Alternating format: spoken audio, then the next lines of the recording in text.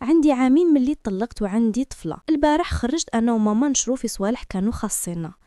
أيا دخلت ماما تشري من سوبيغات وأنا وقفت عند الباب نستنى فيها، ما دخلتش بيسك لقيتها معمرة. حتى فات الطليق نتاعي شافنا حبس طونوبيلتو وجا عندي قالي سلام وراح لبنتو رفدها وباسها وقال لي واش بيكم واقفين هنا، واش تحتاجين ندخل نجيب لك؟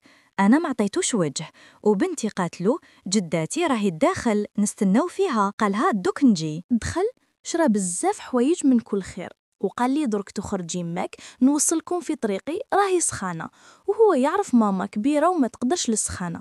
انا قلت له لا نروحوا وحدنا، قال لي معليش. قعد يستنى حتى خرجت ماما، سلم عليها وقالها رواحي نوصلكم. في الاول ما بغاتش ومن بعد هو اصر علينا وبنته راحت تجري ركبت في الطوموبيل. المهم وصلنا لباب الدار وراح وانا روحت ديريكت فتحت ساشي اللي عطاها لبنته، لقيته شاري كل حاجه نبغيها بيسك قبل كنت نوصيه يجيبهم لي. المشكله عامين طلاق لدوك مازالوا عاقل على صوالح اللي نبغيهم. مور ما تخطيت كلش عاود فتح لي الجرح اللي في قلبي.